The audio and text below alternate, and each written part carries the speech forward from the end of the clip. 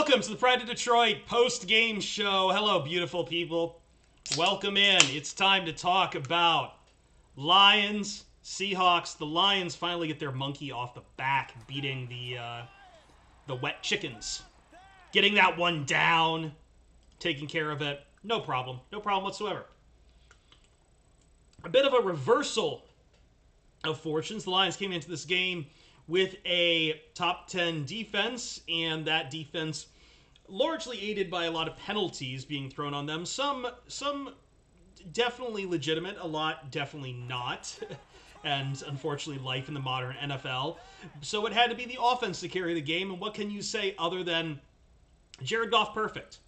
Not just perfect on passing, he also had a receiving touchdown in this game, scampering away from what was his name? Oh my God, I just had his Travis Gibson, the Seattle linebacker, with a pass from Amon-Ra St. Brown. Which, I mean, what else am I going to say about that other than like, holy crap, that was awesome. That was awesome.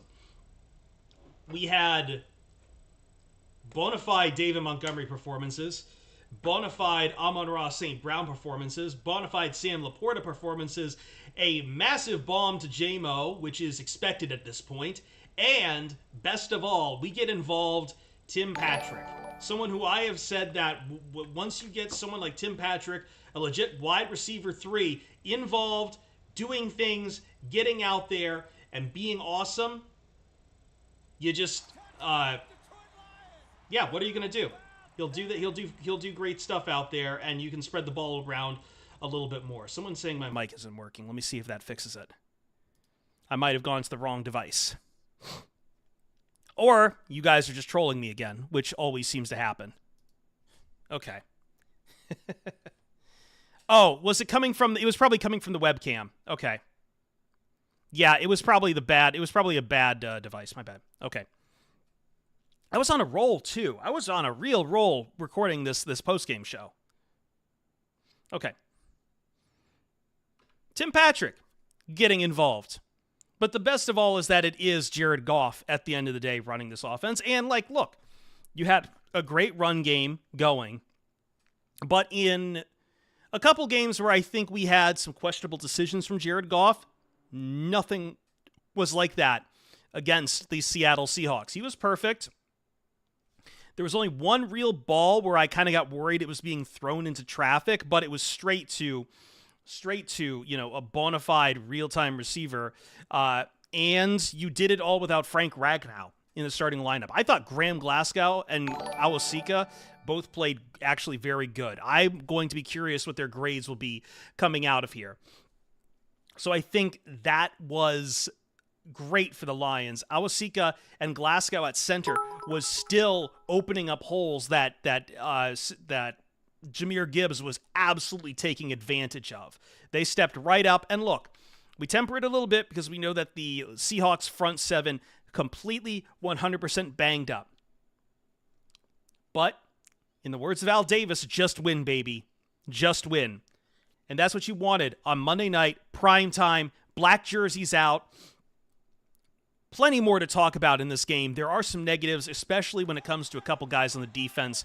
I think it was a rough night for the defense all in all. I think it's going to be tempting to penalize and talk about the defense as bad in this game. I don't think that's fair after they played 3 great games and you're facing probably one of the better offenses in the league, especially one that has had your GOAT for a long time. But there were a couple of blemishes on that. But again, Jared Goff is the story of tonight. Jared Goff is the story of tonight. In a big time, right going into the bye week, down your starting center, facing the Seattle Seahawks, a team that had yet to be beat.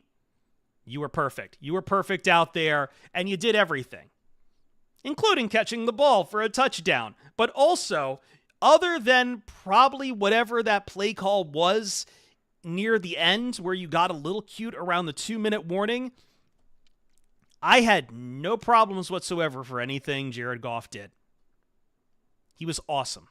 He was awesome, which isn't something I could probably have said about him in the first 3 games. He was completely 100% awesome. Now let's talk about the defense a little bit. I know that people will say the defense has to play better, but the defense, as I said, played three very good teams. What happened a lot in this game is DK Metcalf happened, which is always hard to guard DK Metcalf. I thought Carlton Davis did an okay job of it. I think DK Metcalf is kind of a reverse, to use the words of my friend Bo from another job. I feel like DK Metcalf is a reverse LeBron James, where he gets calls because he's just so damn big and he can shove off of you and he will never get called for OPI. But on the flip side, you touch him and he's got the ref draped all over you. And Carlton Davis, I thought it was infuriating for him. I don't think it was a bad night for Carlton Davis, though, at the end of the day. Who it was a bad night for was Terrion Arnold. I think now at this point, through 4 games, Terrion Arnold's penalty problems is not just because of ticky-tack calling in the NFL. Yes, it is a little bit of that, but at the same time, too, I think Terrion Arnold really needs to work on where his hands are at times in the NFL. No other way around it. You've had, I believe, 8 penalties so far in the NFL in 4 games. It's a little much. It's a little much. And it's really hurting this team at this point, considering how much the DPI penalty carries. Someone else who needs to work on stuff, and I worry that he might have played himself off the roster in this game, is before I get to James Houston, let me clarify this. I think Arnold will be fine. I'm not saying to bench him. I'm not saying to throw him off, but these are rookie mistakes. And right now, they are costing the team in points. They are causing some drives to continue to go. It's not great. I don't think you move away from the talent that is Terrion Arnold. He will improve because that's what rookies do. But right now, I don't think it is a arguable point that he is having trouble adjusting to the NFL. Now, James Houston.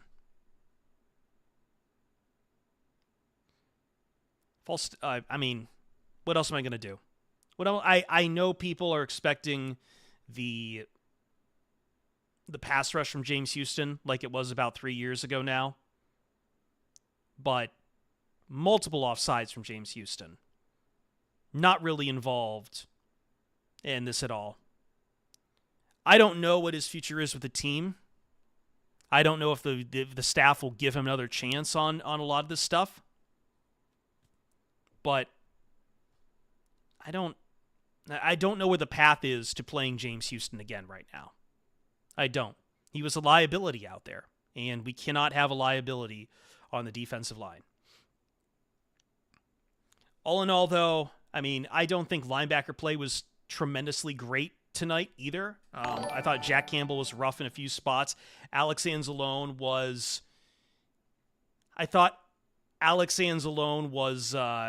Look, man, he almost had that pick. It was so close. It was right there on his hands. He needed to come down with that. But this looks like a game for the defense where they had to stand on their head. Time of possession, I believe, is in the Seahawks. Once again, the Lions let the Seahawks have 34 minutes of time of possession. That has been a trend through these 4 games where the other team gets a lot of time of possession. They are gassed out there. So I don't blame all of them. And I don't blame the defense as a whole. I know there were some missed tackles. But I also feel like you did enough and you made the plays, and all you really had to do was hold serve at the end of this. And really, 34 minutes time of possession, you were at least forcing them to waste time getting down the field, if nothing else. And then a lot of those drives were extended by very ticky-tack officiating. Getting the Lions for a lot of oddball stuff, man. We talked about DK Metcalf, how he seemed to get calls on Carlton Davis that aren't reciprocated when DK Metcalf is committing OPI. You did the best with what you have. I think it's all eminently able to be cleaned up. One game from the defense letting up 29 points is not going to erase 3 games of top 10 defensive play. And I think that is what the Lions are counting on as they roll into the bye week. But the story of the night's the offense. The story of the night is Jared Goff. I'm looking at the box score again. The Lions had 2 perfect quarterbacks in this game, Jared Goff and Amon-Ra St. Brown.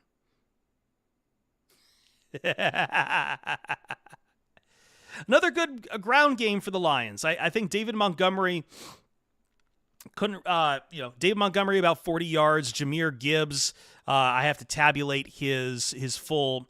Oh, I'm sorry. I apologize. 80 yards for David Montgomery. I forgot about the 40 yards that gets called as a passing play.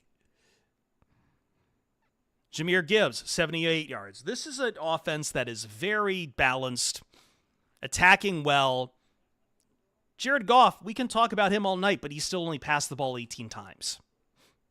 He was efficient with what he needed to do on those 18 things, on those 18 passes. Sorry, my nose is itching like crazy, and I need to, hold on a second. Yeah. I've had a little bit of a light fever, so it's like really hitting me right now.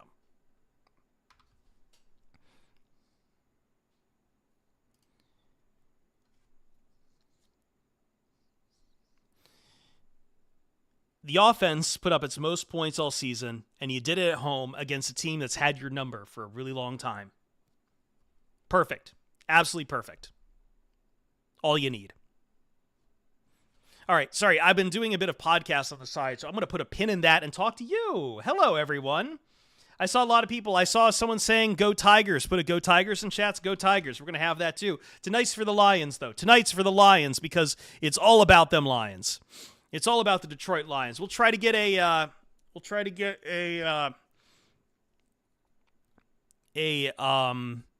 podium call when we can from the Detroit Lions when they go live. Again, apologies. Allergies are just really getting to me. The heat's been getting to me out here as well. Everything's kind of just stacking up against your boy, which is why I wasn't that active on Twitter tonight. I said Anzalone's name right. Unless it's a joke about the other name. Go Thundercats. Yep. Sorry, hold on a second. I'm going to try to read some of these alerts, and I will take questions. Amik Robertson, yes, I love Amik. I thought Amik Robertson really stepped up in this game. I didn't really talk about him too much in that post game. But Amik Robertson, I thought, stepped up tremendously in this game. I'll have to look at the grades as they come out tomorrow. But yeah, no, I think the Lions. What can you say? I feel like after that Tampa Bay game, I saw a lot of people starting to really get a little panicked for no good reason. You're going into the bye 3-1. I understand that Minnesota's over there doing impossible things right now with Sam Darnold. You can't worry about that until you have to play Minnesota. You can't worry about that. They're coming up in 3 weeks' time. It's fine.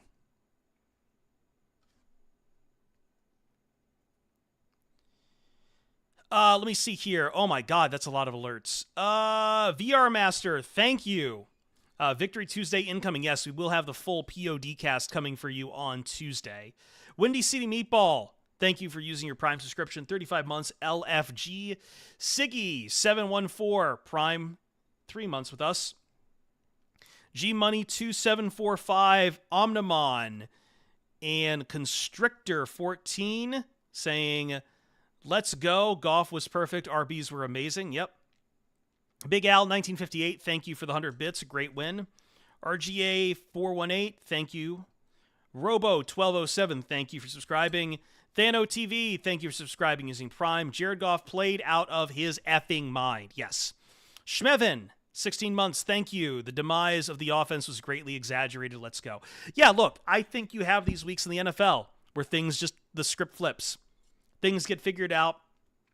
You start feeling a little more comfortable. You have a better matchup. But also, too, sometimes the script flips. That's just what it is. I've been starting to wonder when it is you feel like you know a team. And I'm starting to feel like that is around, like, the 6-week period or after, like, 2 weeks after a bye. Yeah, a lot of people are pointing out the Lions are missing Branch. But no, I thought they played fine enough out there. Dongo Raber, thank you. 50 months with us. Thank you very much. Or is it Dan Gore Iber? Whatever. I don't know. I'm not feeling great at all. And I have a week to clean up this entire place before I take a little bit of a vacation for myself during the bye week. That Amon-Ra St. Brown toe tap was a total Calvin Johnson Day touchdown. We also had I thought the Jameson Williams touchdown was a real homage to Megatron there. But man, Williams is just, J-Mo is so fast, man. So damn fast. 1-0 in the blacks. That is right. I don't want to hear about black jersey curses no more. The black jerseys are fine. Amon-Ra's on Scott Van Pelt right now. Unfortunately, I cannot show ESPN, but if I see the video later posted to their site, we'll grab it. Because St. Brown's always a very good talk. Let me see if I can find the Lions post game. Because if we can get their let me see. What can we do? No, I don't think the Lions are going live, so we're not going to get press conferences from there. Still, one hell of a night. Post-game not until until midnight? Oh, wow. Okay.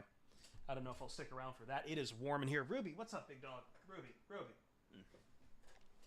I know nobody's asked for a Ruby cameo. If anyone wants to see Ruby. Here, Ruby. God damn. He had to go to the vet today, so he's a little ornery. Ruby.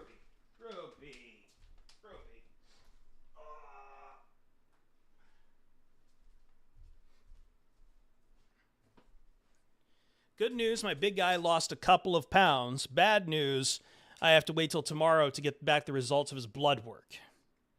He might, he's a senior citizen now. Ruby's a senior citizen.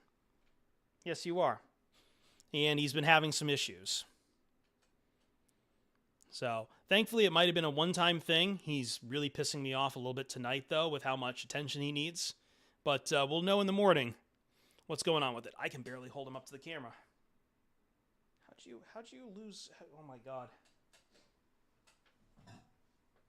Yes, when the vets saw him 4 years ago, he was 21 pounds. Now he's a svelte 19. So, Ruby will... Oh, my God. It is so hot in the valley right now. Let me turn on the AC. Ruby, you have food. Stop bugging me while I'm trying to do post-game.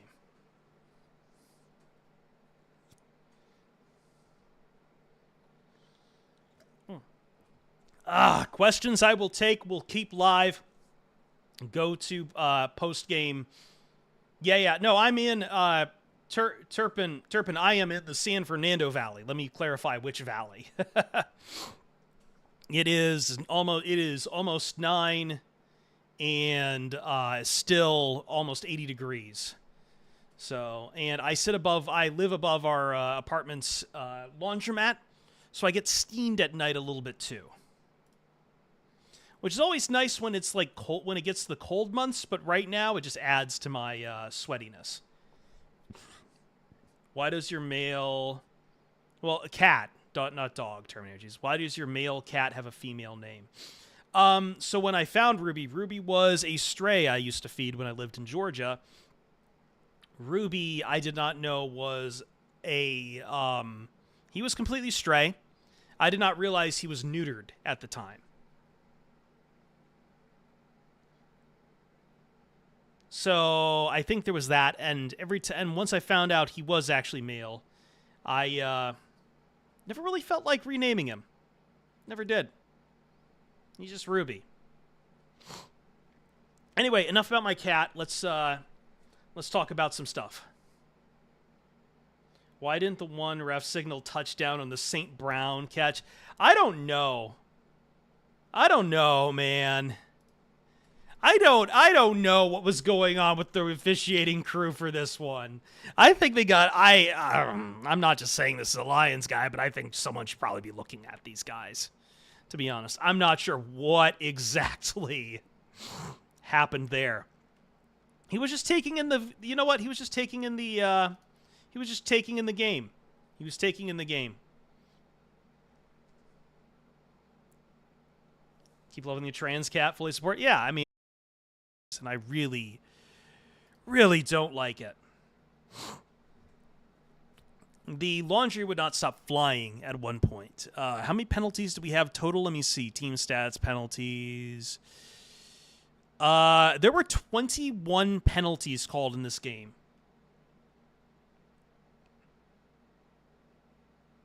No audio?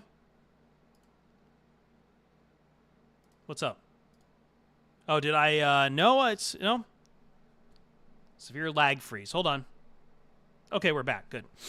I'm not muted. You're muted.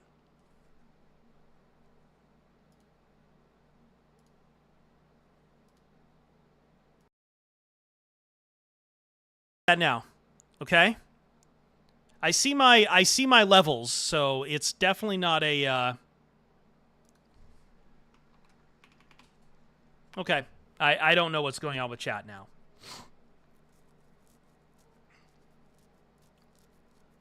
Yeah, just an accepted penalties by both teams. 21. Yeah.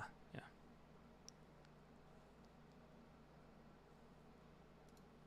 Is it still not giving you audio?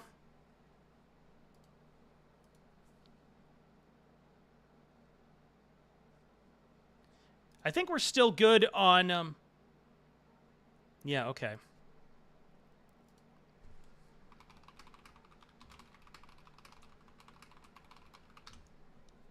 I think we're still running on YouTube. I'm just going to unmute for a second to see. We good over here, guys? Yeah, we're good over here. Okay, so it's a Twitch problem right now. Let me reload the stream, see what happens. Every night.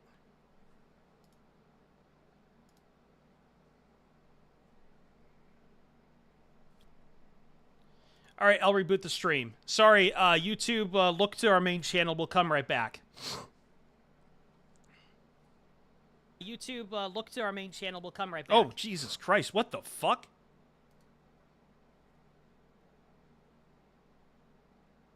Why was I so high-pitched?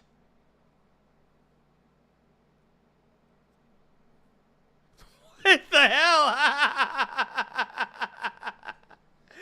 Thank you, Twitch. That's very good.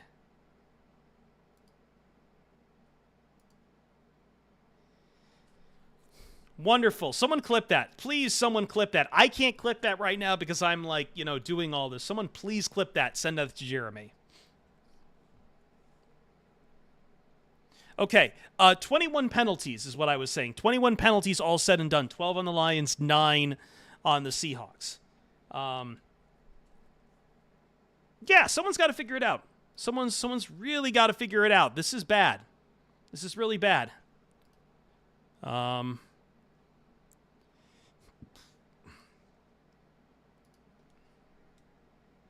Refs kind of do need to swallow. I don't know if it's swallowed. Here's the problem for a lot of this for me is DK Metcalf.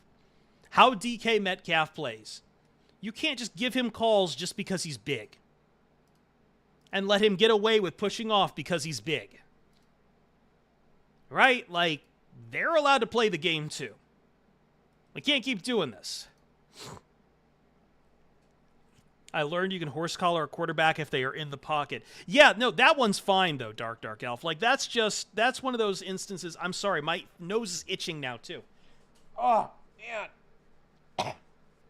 No horse collar in the pocket is really just, once again, we didn't know that was in a lot of Lions fans. Oh, my God. No wonder I'm feverish. Like, that's just a piece of the rulebook Lions fans weren't familiar with at the time. So, I'm waiting for the Lions to go live. We are getting some some Dan Campbell quotes already. I'm going to read one from Twitter that from Dan Campbell. We can't survive 12 penalties every game, but I know this. We need to be physical. Yeah, I'm curious how those break down. Now, 2 of those penalties are offsides on James Houston, so we can take those right out. And I have to go see how many Terrion Arnold had. We have to adjust for that. That's just part of the rules, Painmaker. Like, I know nobody likes it because that's a penalty the Lions should have had, but that's just how it works. That's just how the rule book works. Did he have 3? I thought I saw 2. It might have been. I think you're right. It was 3 offsides. There was an earlier one. It was 3. It was 3. Okay, so let's do the math here. So we have 3 offsides on James Houston. Terrion Arnold had 3. I know that the QB hit by Levi Onwuzurike. I'm sorry, I don't know what he's supposed to do there. Like, he's getting shoved by the O lineman. Man, the O lineman's landing on top of him. You want him to get off? The O line fell on top of him and pinned him on there. And then I believe, what was it? J-Mo got flagged for unsportsmanlike on the touchdown celebration because he dunked the ball over the goalpost, which has been a penalty for at least 10 years, I believe. J-Mo said he knew he was getting flagged, but he did it for Calvin. I kind of figured that. I knew that was like him doing a Calvin Johnson tribute. Just again, the problem was the Calvin Johnson celebration hasn't been legal for a while. I don't know if I'm fully okay with it. Like, I'm not going to hate on him for doing it, but when you're in a kind of a shootout with the Seahawks like that, I wouldn't spot them any yards whatsoever. So, although wait, that would have been on the PAC. I'm an idiot. Never mind. Also, Calvin is the reason that's a rule. Also, too, like, I think they're just worried guys are going to hurt themselves on that celebration sometimes.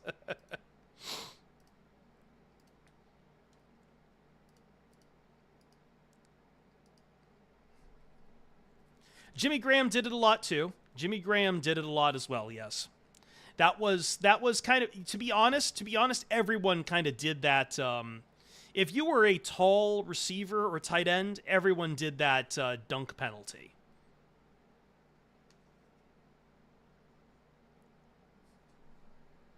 Yes, it also dislodges the posts and does weird things to them, yeah.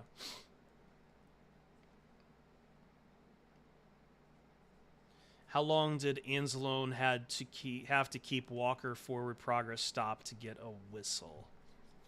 I don't know, man. The run defense in this game was a little more suspect, but I think the big key here on a lot of that was that ultimately at the end of the day, Kenneth Walker's just good. He's just good. You're going to really struggle to pull him down.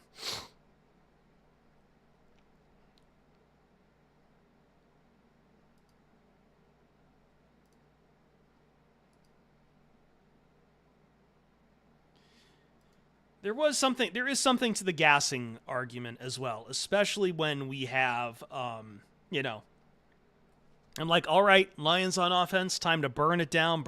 Nope, it is a 70-yard pass for a touchdown to J-Mo, and the defense is right back out there.